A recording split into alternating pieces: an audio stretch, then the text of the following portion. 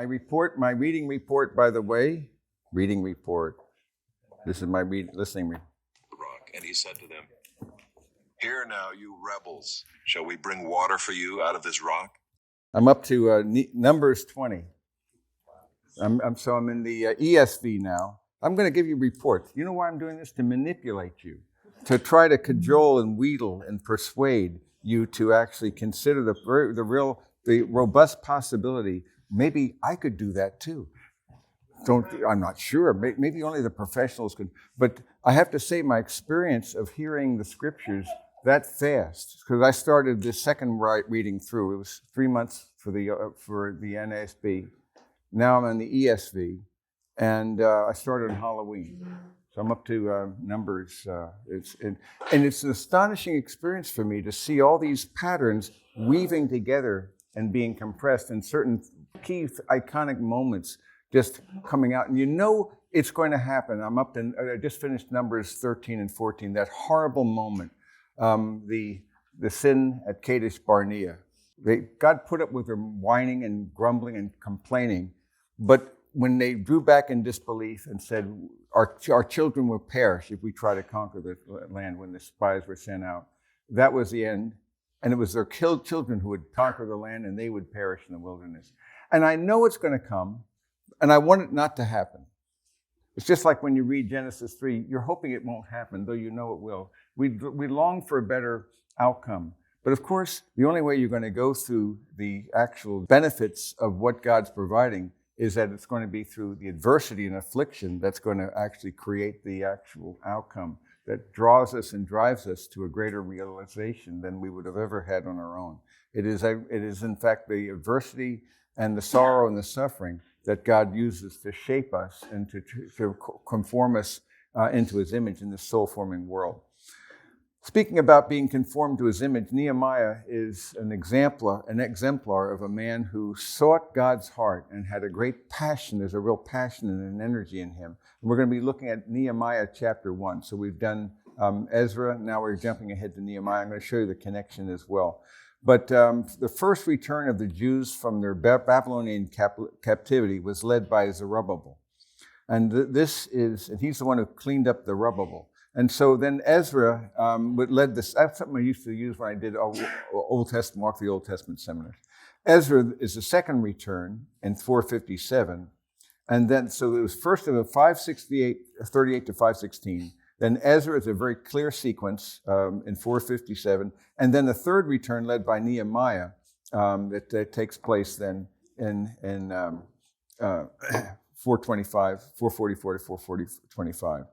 I wanted you to note this prayer. Again, this is from Handbook to Scripture, but it's being used as the Daily Growth email. And I'm hoping you're all getting the Daily Growth email because it's a kind of a spiritual shot in the arm. And it's an email. What you can do, and I don't know if you try it this way, but when you go to the email, you can just look at it, have a 1 minute Sabbath, and then go back to your work, you see. So it's right there. And you don't have to wonder what I should chew on. It gives you the text, it gives you the process. So give it a try, and seeing it as a kind of a mini Sabbath, which you could go to as a resource that way. It's kind of helpful. But the prayer in this is, Lord, you are the great and awesome God who hears the cries of your people and grants us grace rather than retribution. This is really one of the biblical motifs. You see the wrath of God, yes, but you see the grace of God and his love in the Hebrew Bible as well. And so they both reveal the same. I thank you that I can boldly approach the throne of grace to obtain mercy and find grace to help in time of need. That should sound familiar to you. That's from Hebrews, where it tells us that we can actually boldly access the throne of God. So Nehemiah is a man of great passion, as we're going to see. He's a man who then guides us into a picture of what a passionate life and a man who is used by God can accomplish. So I'm going to, again, as you know, whenever I go to a new book of the Bible, I pull out my Talks of the Bible stuff that I did with Bill Ibsen a while ago. So just a word about this. So it's always helpful to give you a bird's eye view, and I find these little slides to be very helpful for us, this purpose. But beginning with an introduction to Nehemiah and to its title here. He was a contemporary of Ezra, and he was a cupbearer to the king, and that's at the Persian palace. I'm commenting about that in a moment. But he's the one who leads the third and final return to Jerusalem from the Babylonian exile. So just as there were 3 deportations, so there were also 3 returns. And this is a portrait here of a man whose passion and concern for Jerusalem and its inhabitants make him take bold action indeed. He seeks and he's granted permission to return to his homeland to inspect. And when he challenges his countrymen to arise after he goes there and rebuild the wall of Jerusalem. So this is, as we'll see, tremendous opposition. So there's a lot of exemplars here of spiritual warfare, Ezra and Nehemiah, that are warfare that's going on. And the enemy using discouragement and manipulation, various ploys and plots to try to come at us and nibble our feet to death by ducks. I've been nibbled by ducks. There's some days are that way. There are days like that where you just wonder, how is this happening? And you can just almost sense a warfare that's palpable, that's trying to prevent you from accomplishing a thing. And the more serious you get in your faith, the more you're going to attract attention. And there will be a greater warfare as a consequence. So one option is not to get serious in your faith. That's not a good idea either, you see. So it turns out that there's a price, but the more you seek to become like Christ, the more a price will be paid, the cost of discipleship. But there's not a person who's gone down that way of discipleship and moved in the intimacy with Christ who's ever regretted what he did and regretted the pain that it produced. There's a track record that we should learn from. It's contrary to our desert and contrary to our intuition, but he grants us grace and actually draws us closer to Christ. So here you have 2 components here: abuse from within, and the task is completed, though, in only 52 days, a feat even the enemies of Israel had to attribute to God's enabling. But there was by contrast, the task of reviving and reforming the people of God within the rebuilt wall, that demands years of Nehemiah's godly life and leadership. That's a harder task, to rebuild the people in a certain way. Now, the word Nehemiah really means the comfort of Jehovah, the comfort of Yahweh. The book is named after its chief character, and it's given the name Esdras in the Septuagint. They called it Second Esdras. But in the Latin, the second book of Ezra again, so it was kind of connected with that because they do go together. So as because of that, we're going to take a look at the authorship and just take a quick look and see much of this book came from Nehemiah's personal memoirs. And the reporting is remarkably candid, very vivid reporting. I feel like I'm there sometimes when I'm seeing all that he's having to put up with. Now, there are certain words, some portions are the words of Nehemiah, they're even specifically. Some scholars think that Nehemiah then compiled the rest of those portions, but there are other views who think that Ezra may have written 2 sections. We're not sure, and that he compiled the rest making use of Nehemiah's diary, which is possible. There's a third view that neither wrote it, which is the least likely, based upon the evidence that we've got. It's probably the other. But there's a similarity here that you see, that Nehemiah chapter 7, verses 5 to 73, is almost the same as Ezra 2, 1 to 70, almost identical. So you're using, obviously, both lists may have been taken from another record of the same period. We don't know, but there's clearly an overlap going on here. And here's the thing I want you to know about his role. I was cupbearer to the king. As cupbearer to Artaxerxes I, Nehemiah then held a position of great responsibility. His role of tasting the king's wine to prevent him from being poisoned places him in a position of trust and confidence as one of the king's advisors, you see, because he could switch it around.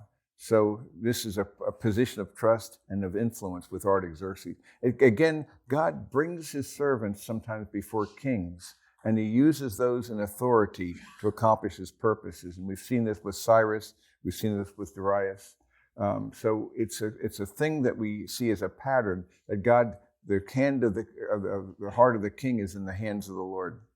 And so he raises up kings, he deposes them, he uses them for his purposes. So but this is one of the reasons why it's never wise for us to wring our hands in despair and wonder what's going on, because God knows very well what's going on. He's allowed kings to reign and rule in places and conditions that seem amazing, but there are purposes for this that we will look back on and get a larger perspective of what he's been doing in human history. But he was governor of Jerusalem then from 444 to 432 BC. And so Nehemiah demonstrates as a man of character. I see courage and compassion for the oppressed. I see integrity in his life. I see godliness and I see selfishness. So there are certain characters that become illustrations. When we three of us did the leadership Bible, one of the components was these leadership character studies, and looking at about 50 characters through the lens of leadership. Even Satan as a leader. It was quite an interesting thing to do that. And you can see that the whole dynamic of character becomes essential. That's why we talked about the personal character, the character of the leader, before we talked about the skills and the practice. It's the being, it's the knowing, it's the doing.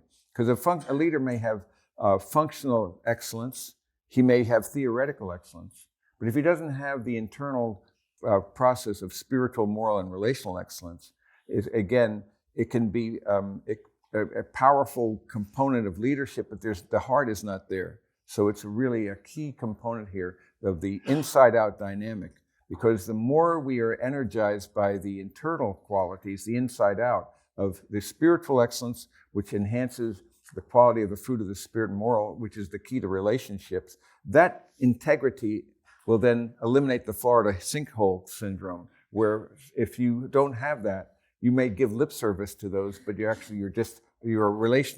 functional success and a relational failure. And so we want to have that internal life. And this is one of the things why we used Nehemiah as, of course, one of those exemplars. Fantastic positions and principles of leadership that you can pull from these texts. He's a godly layman, and so it's the idea here is who encourages and he rebukes and he prays and he gives God the glory. So it's an amazing man. He rebukes at the right times. He encourages at the right times. He's strong in prayer, and he always gives God the glory and the credit. So as we turn to the setting here, we're looking at this coin of Artaxerxes I of Persia. Again, they're embedded in space-time history, as all Scripture is. And one of the things I love about it is it's verifiable, falsifiable. You can check and can compare. And the more we discover from archaeology, the more it consistently supports the biblical account and rendering against the critical objections.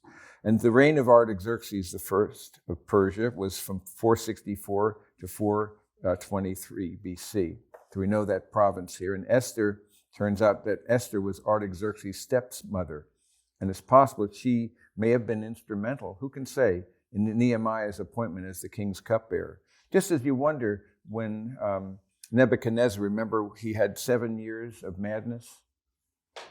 Who kept the throne? Why did not someone, when he was in that condition, walking around like an animal? Who kept it together?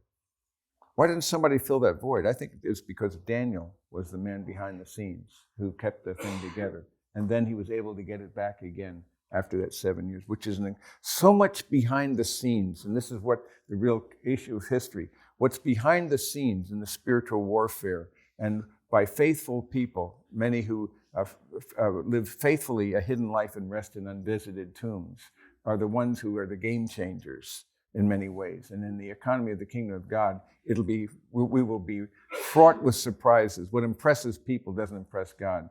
It reminds me of that chilling verse again from Luke 16. The things that are highly esteemed among men are despised in the sight of God. That's a chilling word. It means a man can give all his being and his endeavor and his effort for ashes in his mouth and rottenness in his bones. That's a terrible and frightening thing. What was that about? What did I just pursue? You all have heard the expression. He's building his house against the wrong wall, you see, this whole idea. And it's just make sure that you're going up the ladder of success only to discover that it really was against the wrong wall. And then it's too late. So the issue then is to have that integrity, that interior life that's so critical, and that the scriptures emphasize as the real basis for the genius of a man like Ezra and Nehemiah and Esther and Zerubbabel and Daniel and all these others who are great. We look at their lives. Ruth, you think of all the characters that are mentioned in Hebrews 11. And they're men and women of excellence in their interior life, even though many of them were not known. Yet they had vast impact in the economies of God that you can't even know. So again, the things that are esteemed by men, the wisest thing you and I can do is to treat things according to their true value. That's the wisest thing you can do. Now, there's nothing wrong with pursuing profit. God has wired you to seek gain. Just make sure what you define as profit is also congruent with what God defines as profit. Because then at the end, you saw you're going up the ladder of success and it was leaning against the wrong wall. And you look back and say, what was that about?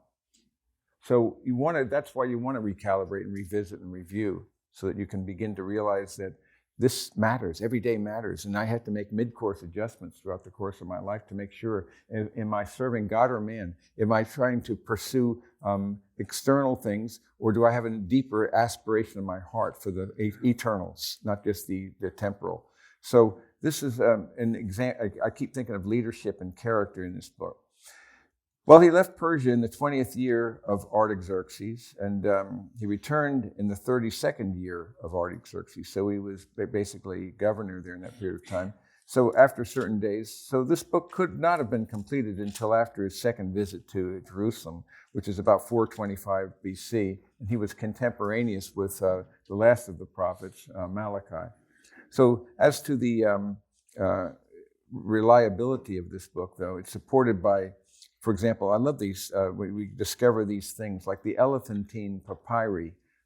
These ancient documents mention Sanballat, and they mention Jehoiakim, and indicate that Bigvai replaced Nehemiah as governor. Notice it consistently supports the text itself, things that we didn't even have external references for, now we do.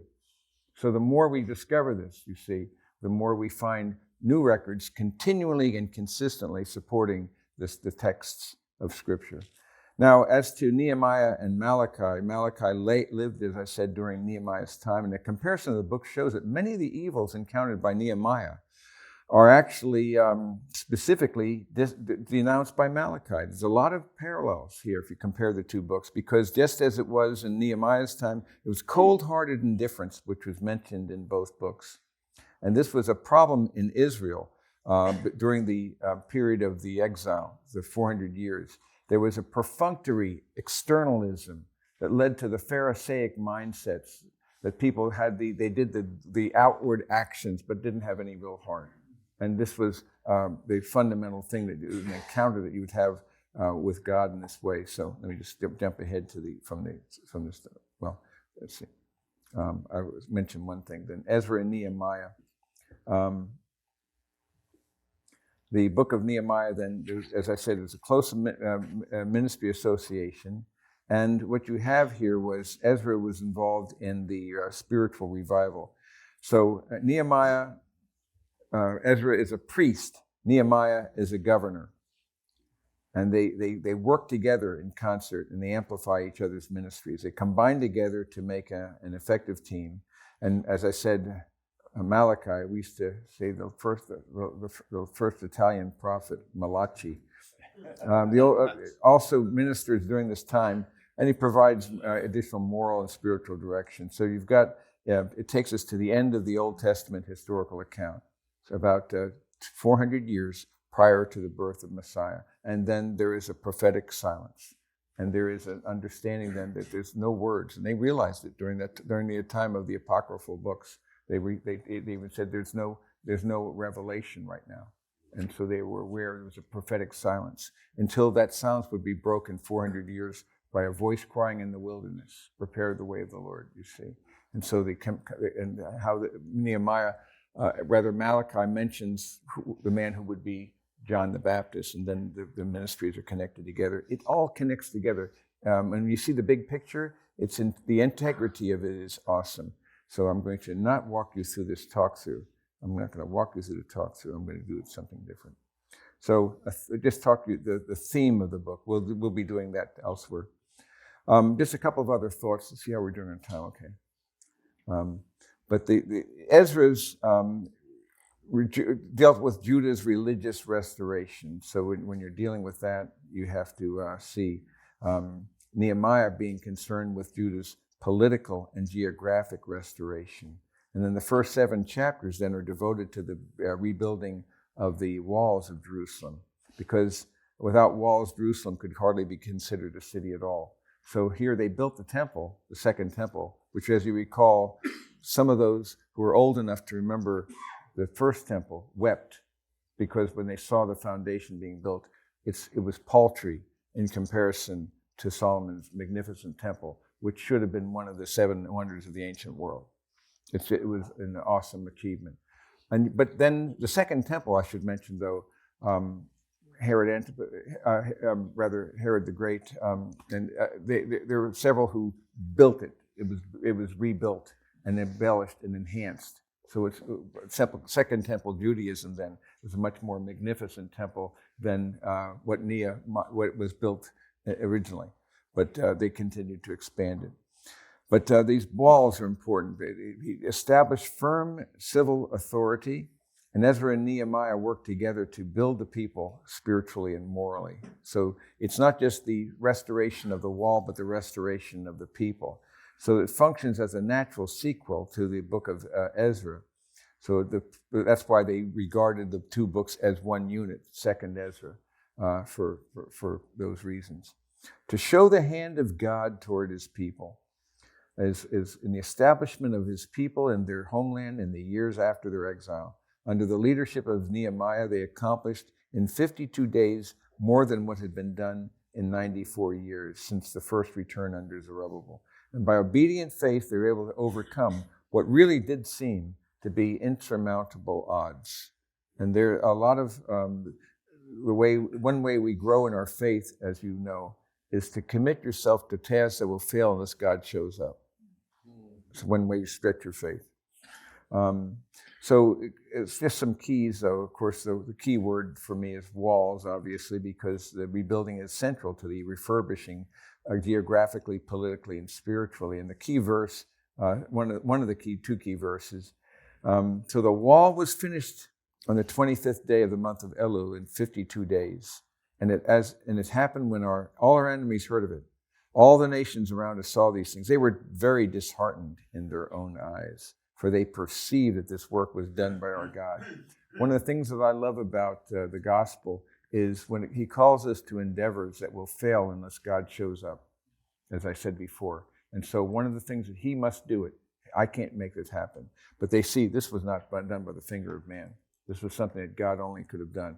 Connecting people together and doing these things together. He's the orchestrator of all these components of our life. Another key verse. So they read distinctly from the book in the law of God. And everything's rooted in the word of God, you see. And they gave the sense and helped them to understand the reading. So this is one of the things that we would do, not just to read it, but to explain it.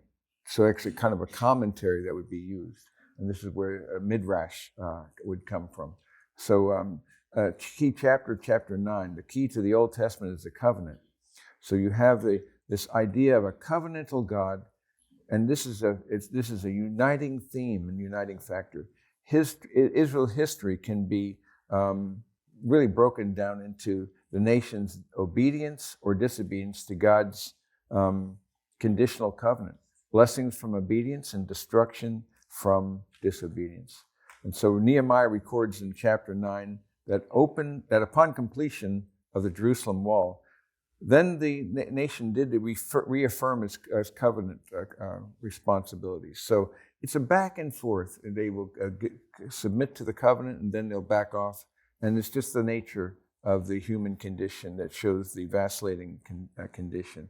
As a condition, finally, with the contribution of the Bible, it really does fill in our understanding of a period that would otherwise be pretty unclear, because it talks about the understand the post-exilic period, very important, and that the post-exilic prophets helps us understand the roles and how they fit together, Haggai, Zechariah, and Malachi.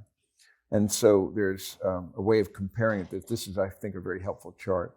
So with Ezra then, if you look at these three books of Ezra, Nehemiah, and Esther, from a chronological standpoint, this chart will give you the big picture. Ezra then, 1 to 6, this restoration under Zerubbabel from 538 to 515, with the emphasis on the construction of the temple, and during the life of the prophets Haggai and Zechariah, it's the first of three returns. And then there's a 58-year gap during which the book of Esther takes place. You can just see what this looks like. It's helpful when you're reading the text to see the connections of these. So they're not just books, but they connect together, they lock together. Then we go to Ezra 7 to 10. We pick up with the Reformation under Ezra in 457 BC. And this emphasizes more of the spiritual restoration of the people of Judah after the second return of the exiles. And then there's a 13-year gap. And then there's the reconstruction under Nehemiah. So you can see the process, how it gives you an overview. So here, this is the reconstruction of the walls that were partially done but never completed. And now they're fallen into disrepair. And that's what his passion is associated with this third return. So I hope that's of help to you there. So going off of that for a moment here and going to this chart, I have it in another version where I can make it really, I can make it big. So this is a very helpful chart for you, though, to understand, because it shows the connection of those books in a very simple way. So going back to this last thought before we go into the text itself, Nehemiah's problems, reactions, and prayers, and there's a whole array of these things. It's instructive to study chapter 1 and then twice in chapter 2, and then in chapter 4 we have these woes that he has, these problems, reactions. How does he pray? You can do a study of this to see how he turns immediately to God. It reveals a beautifully balanced blend of dependence and discipline. We learn from the leadership of this man, because it's not passivity, let go and let God in that sense, but it is an active responsibility, but it's an active dependence. So he chooses to be dependent upon God, but he still takes action. It's a synergy of both. And I think it's an exemplary book in that respect. So chapters 1 to 7 give us leadership principles, and then chapter 8 to 10, spiritual principles, and then chapters 11 to 13, moral and social principles. I think I'll stop there with my little overview. I have other things, but I will show them right now. I have other things to share with you, but you cannot bear them now. Now I'm being presumptuous, aren't I? The words of Nehemiah, the son of Halkah. As it happened in the month of Chislev, in the 20th year when I was in Susa, the capital. So one of his brothers, some men from Judah, came. I asked them concerning the Jews who had escaped and had survived the captivity and about Jerusalem. They said to me, the remnant there in the province who survived the captivity are in great distress and reproach, and the wall of Jerusalem is broken down and its gates are burned with fire. So he hears this sad report. He was hoping, but the report would be that they completed the work, because they'd been working on it, we don't know how far, but pretty far along. And then the work ceased, and then it became a rubble and a ruin. And so when he hears this, there's something about a burden that this man has been given here. And this burden is about about this wall. Every man has different burdens. And not every call for help is a cry from God. And that God will, sometimes you will resonate. One man will resonate with one, And it might be for Guatemala, or it might be for missions or something like that. Another may be concerned with unborn, women who they're tempted to abort, and so they are supporting that. Any number of things. Why does it happen? But God gives you a burden, a passion, a vision, and it's not everyone's call. So not every call is a prescription for another. So as I see this then, because sometimes what we do is make our burden prescriptive than everybody else. I have this passion, therefore you too should have that passion. That's an error, and we have to be very careful about that. So that God has spoken to many of you, I'm sure, in unique ways, and giving you a particular passion for something like that. Although I would want and hope that whatever your burden is should include the good news. Because you do not want to just help people be more comfortable in their way to a Christless eternity. You see, you have to be very careful about that. So if it doesn't include the gospel, I won't support it. So you have to take that very seriously as well. There are different views on this, and of course, I discussed this in my book with Russ Cross and Leverage. And there are some things that are not maybe overtly connected, but if I have a chance to support, so I'll choose Salvation Army over Goodwill every time. You see, because there's the gospel that's associated. So I'm a big believer in the issues that we could describe as social justice and the needs for an awareness of that. But you need also to have the context of the gospel. So it can be a both and, the good news, both and. So the heart and the hand, they go together. I hope I'm making sense there. But so I evaluate these things and prayerfully evaluate. Because if it's a mission, a ministry, let's say bringing water to a country, again, that's a wonderful thing. Wouldn't it be, you want to hope, though, that it's connected with the gospel as well. And I always vet and see if I can have it with that one that includes the gospel as a component of what their endeavors are. I will always choose that over one that does not. Just makes complete sense to me. Because again, what is the Great Commission, by the way? Make disciples. Rarely do we see that being touted very much. You see, why? One of the reasons is it's very hard to quantify discipleship. We can measure these other endeavors. And that's why it's the big, even with Christian foundations, the bigger money will go to the arts, education, things that are eleemosynary, but in a visible and public way. Because the gospel is not public and it's not visible, not discipleship. And because how do I quantify the 30, 60, 100-fold from a four-soil disciple? I cannot. So naturally, we're going to throw the money at the vision that actually gives you metrics. Now, I'm not against metrics, so that you have to realize, just make sure, though, that you use them in the right way, that there are patterns and realizing that.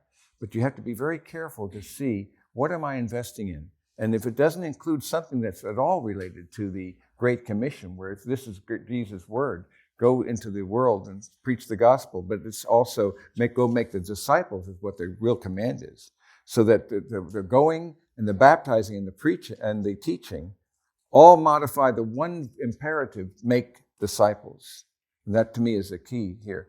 So this is a man who had a spiritual passion coupled with a geopolitical passion. Am I making sense? It's not inimical. In fact, I think they can enhance them. The more heavenly minded you are, the more earthly good you will do, not the less. So that you will choose to do things and that will change people's lives even in the now.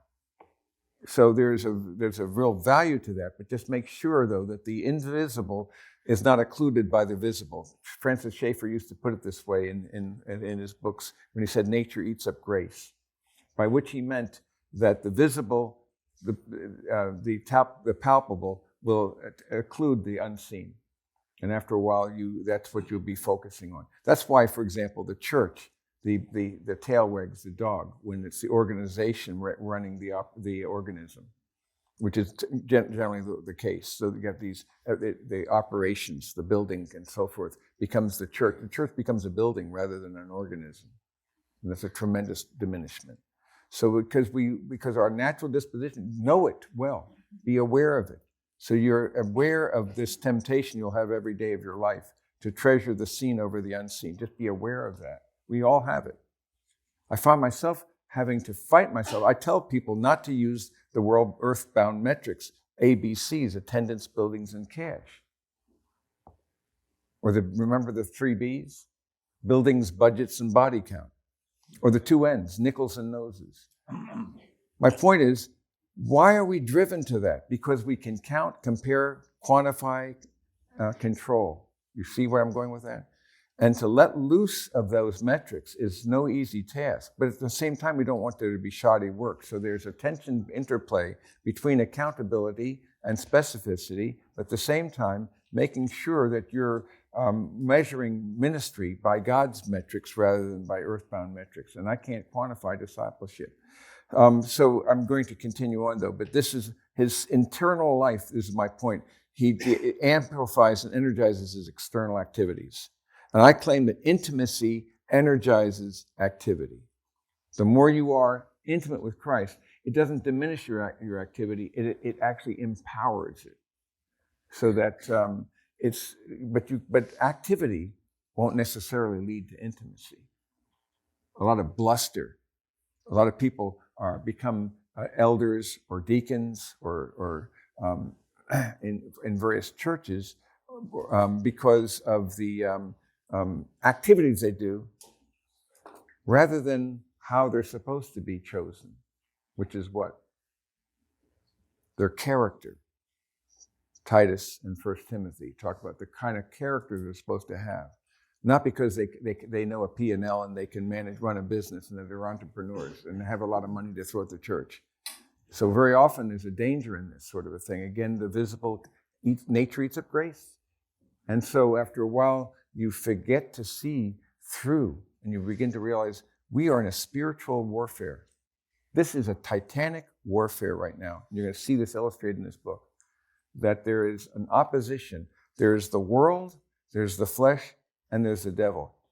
And as we know, the flesh, that internal enemy, not the deepest you, but there's a component there that's going to be there, and it will never go away. You can't improve it or remove it. It'll only go away when Jesus strips it away at the judgment seat of Christ. I look forward to that, and I'm terrified of it.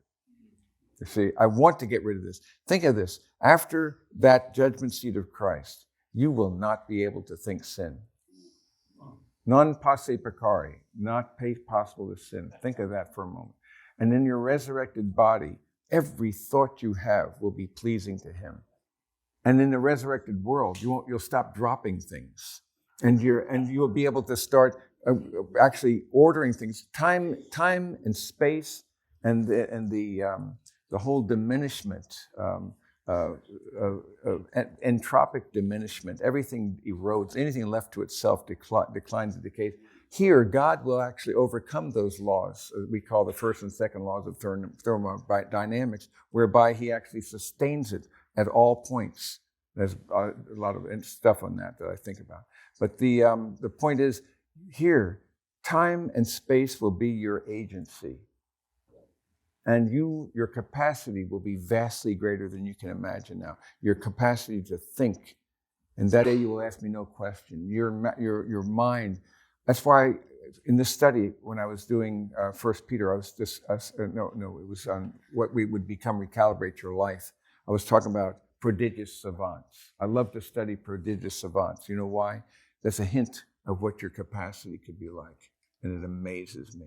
You haven't seen anything yet. And time will be your agent rather than your enemy.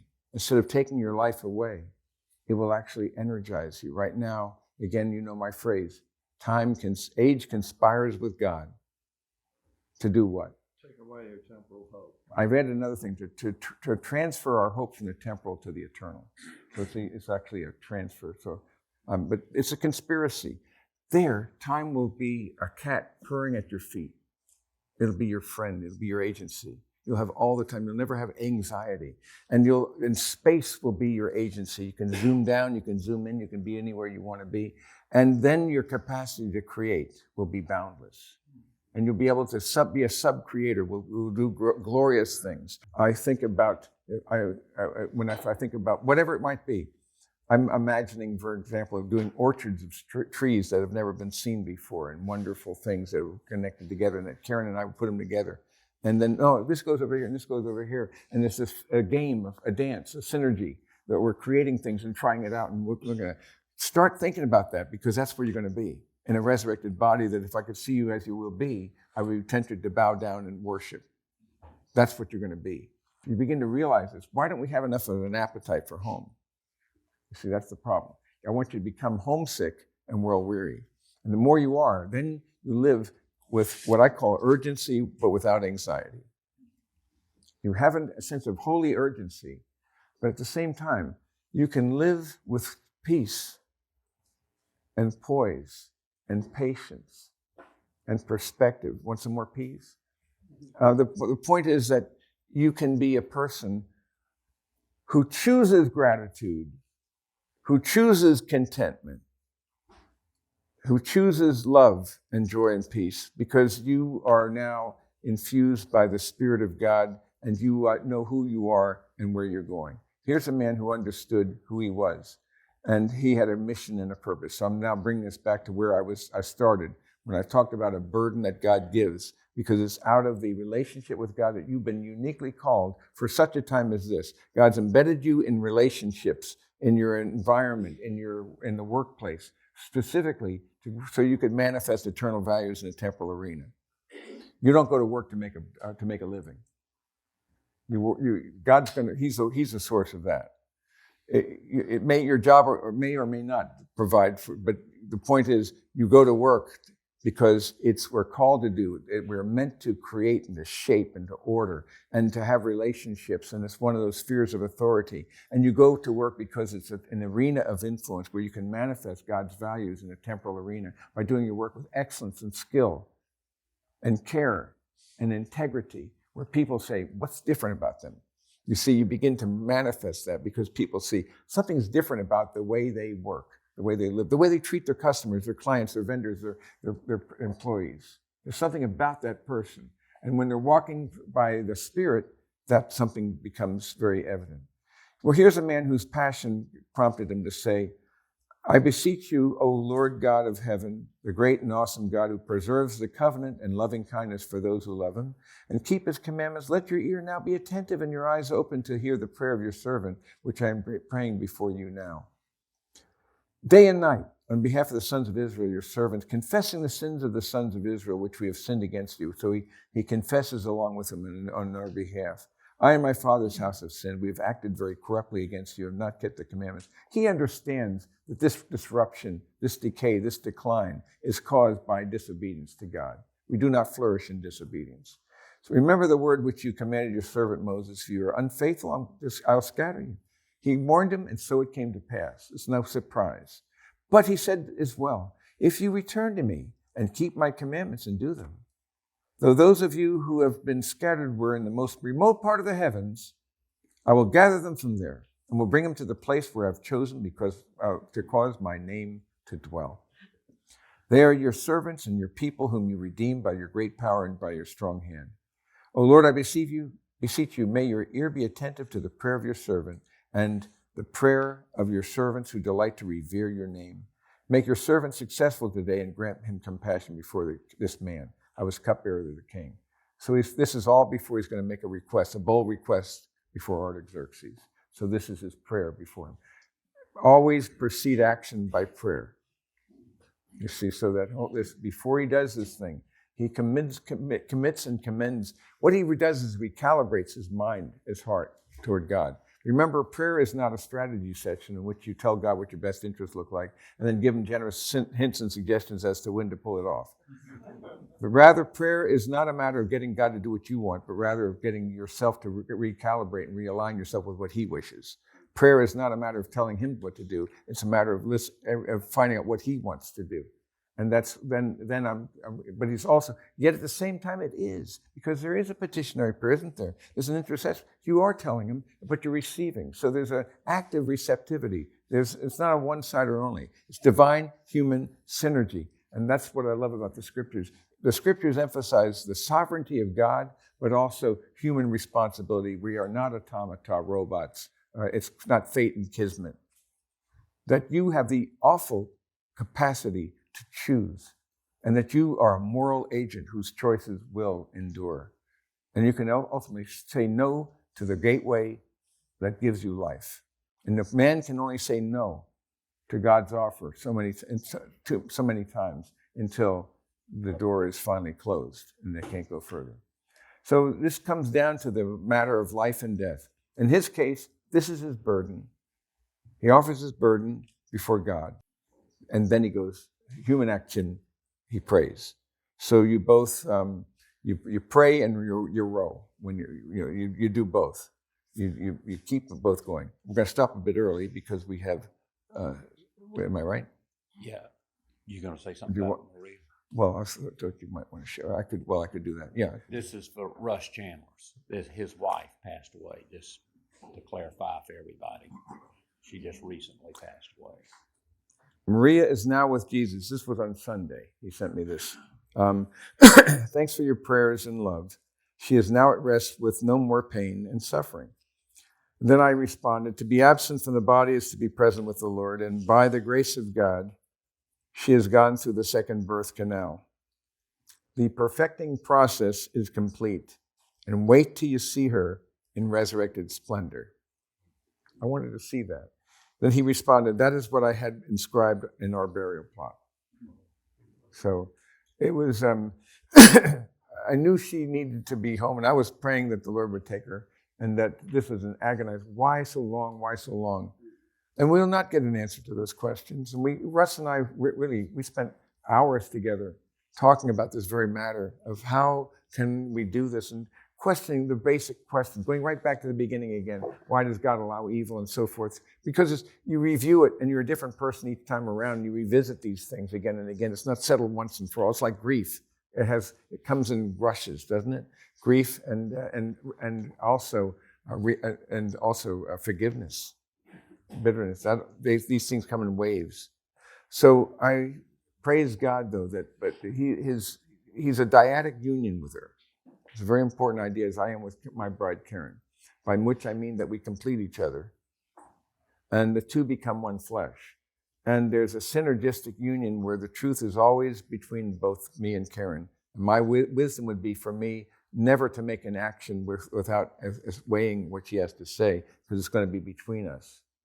And why do you give them that? Because you need the stereoscopic union. You need two eyes, because then you have a depth of field that you wouldn't have before. So that's why where we have two eyes, that parallax. So the analogies in nature are rich. But we're seeing here that God has made them together, and he will see her again. And I'm thinking of that with my own bride as she diminishes as well. So Russ and I talked about that on the phone. And he knew it takes one to know one, because I'm going through my grief with my wife, Karen, with her rapid diminishment now, with the Parkinson's and other conditions, and my daughter, who has MS and will soon not be able to drive. So we understand each other. And there's a community of sorrows. It's the fellowship of those who suffer, co-labor. And we're wounded warriors, you see. And you realize you don't want to trust anybody who doesn't walk without a limp. See, so it's brokenness that drives us. Why? Because it took that much to accomplish God's purpose in our lives. Yeah. Can I say one thing? You've seen people pass on. So for the last 5 or 6 days of her life, she's just lying there, basically with her mouth open, kind of breathing through her mouth. She's Russ told me, not moving at all. Just nothing happened, not eating, not drinking. So finally, she passed on. Obviously, everybody was brokenhearted. So, as I said, she's lying with her mouth open. So he shuts her eyes and tries to shut her mouth, and it will not shut. So her daughters came in there and got her fixed up. They propped her up against the pillow. And he walked back in. She had a big smile on her face. Like Wow. Just tore me up when he said that. And she had a beautiful smile. Thanks for sharing that. That's very meaningful.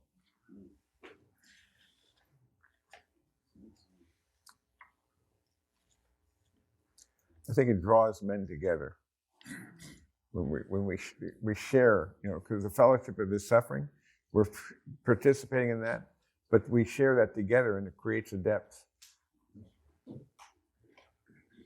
But again, as I say, God redeems what he allows. And a phrase, 3 words help me a lot with this. Renovation requires wreckage.